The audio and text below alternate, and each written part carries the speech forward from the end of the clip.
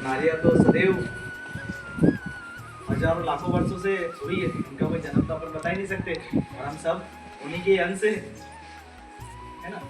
और जो हमारे पहले गुरु भी कहे गए हैं, किसको कहा गया है? माँ को। हमारे पहले गुरु कौन है?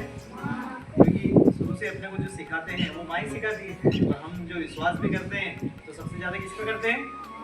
माँ पे करते हैं। माँ के बाद में ही दूसरे का आता है ना। तो इसलिए माँ को भगवान का रूप भी माना गया है। और अपने संस्कृत में जो सूक्ति उसमें बताया गया भी है कि यत्र नार्यन्ति पूज्यते तत्र रमन्ते तत्र देवता, मतलब जहाँ पर नारी की पूजा होती है वहाँ पर देवता निवास करते हैं, है ना। तो हर नारी हमारे लिए पूजने योग्य है ना। और हर नारी को हमको माँ का और बहन का स्वरूप देखना भी चाहिए, है ना। उसी के साथ में अभी हम जो देख रहे हैं कि नारी को भी बोल रहे हैं कि कदम से कदम मिलाकर एक साथ चलना है और समानता लानी, और समानता रहती भी है ना। यदि ये कार्य दोनों नारी और पुरुष एक ही करते हैं तो उनको जो रहता है पैसे भी एक जैसे ही मिलने चाहिए, क्या नहीं मिलने चाहिए? जो तो नारी है इसलिए कम दो, पुरुष है तो ज्यादा दो। ऐसे ही अपने देश में इतिहास में अपन ने देखा है कि जितने राजाओं की कहानी सुनी आपने, है ना, महाराणा प्रताप की सुनी है, छत्रपति शिवाजी की सुनी है, छत्रपति संभाजी महाराज की सुनी है ना, अंबेडकर जी की सुनी है, मंगल पांडे की सुनी है। तो इन सभी ने देश के लिए कार्य किया। और ऐसे के ऐसे ही रानी लक्ष्मीबाई, देवी अहिल्याबाई, मदर टेरेसा और रानी दुर्गावती, कर्मवती, मीराबाई, सुभद्राबाई चौहान, मैत्री शरण गुप्त, ये भी ऐसी नारियां हैं जिन्होंने देश का नाम रोशन किया है। आपको जानकर खुशी भी होगी कि हमारे देश की एक प्रधानमंत्री भी महिला बनी। कौन बनी थी? इंदिरा गांधी। एक समय था उनका नाम चलता था, उनके आगे कोई चलते ही नहीं था, ना कोई पार्टी चलती थी। इंदिरा गांधी मतलब इंदिरा गांधी, ऐसा उन्होंने लीडरशिप में अपना नाम किया। उसके बाद में एक राष्ट्रपति भी रहे। प्रथम कौन है हमारे राष्ट्रपति? प्रतिभा सिंह पाटिल, ये हमारे देश की राष्ट्रपति बनी। और अभी भी जो हमारे देश की राष्ट्रपति है वो भी एक महिला ही है। क्या नाम है उनका?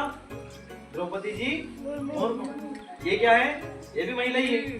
तो कभी भी हमको खुद को हमको कमजोर नहीं समझना। हम सब कुछ कर सकते हैं जो हम सोच सकते हैं, जो सोच सकते हैं वो करके भी दिखाना। और इसके लिए हमारा लक्ष्य अटल होना चाहिए कि ये कार्य मुझे करना ही है, हम कुछ भी कर सकते हैं। तो महिलाओं की तो कथा अनंत है कि सेवा, त्याग, क्षमा, कुर्बानी सदियों से है तेरी निशानी। तो महिलाओं का देखते हैं कि कितना उनका प्रेम रहता है ना। घर में जो महिला रहती है सबके बारे में सोचती है, सबका पेट भर जाए तो आखिरी में भोजन करती है, और नहीं बचता तो पानी पीकर सो जाती है।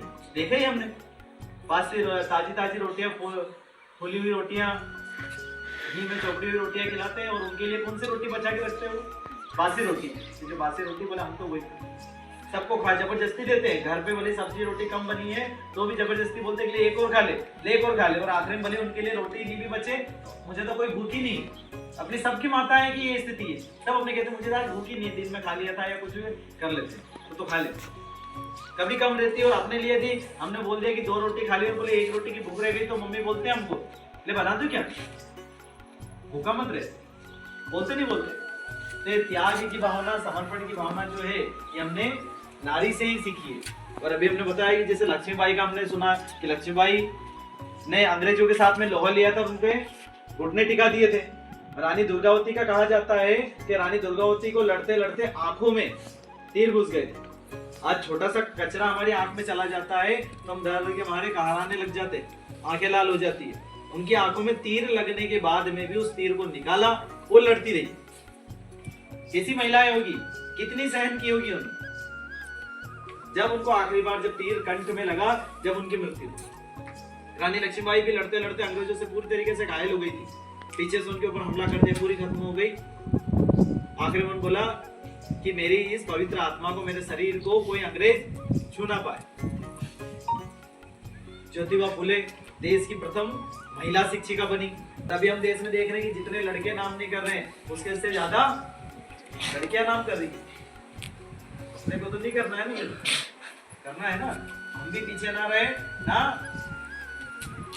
लड़कियां पीछे रहे, है ना।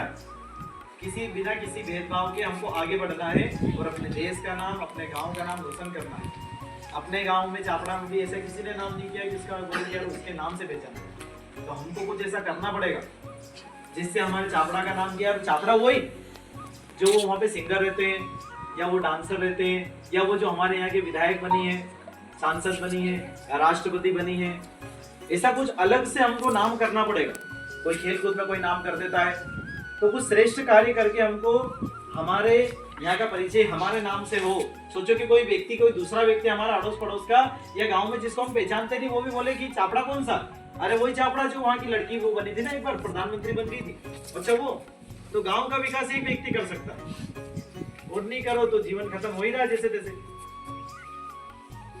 हमको भगवान ने पैदा किया है ना, खाना पीना ये तो सब करते हैं, सोना हम क्या करते हैं स्पेशल में, जानवर भी तो ये कार्य करता है ना। और भगवान ने जिसको पैदा किया है उसका पेट जरूर भरते हैं। कहते हैं कि भगवान भूखा उठाता जरूर है अपने को पर सुलाता नहीं है, कुछ ना कुछ तो खा ही लेते हैं, और हर व्यक्ति जानवर कुछ ना कुछ खा लेता है। तो इसके लिए हमको खाने के लिए नहीं जीना है, देश के लिए जीना है, हमारे समाज के लिए जीना है कि कुछ ऐसा कार्य करके जाए कि जब यहाँ से जाए तो हमको याद रहे कि यार ये है ना। नहीं तो ऐसे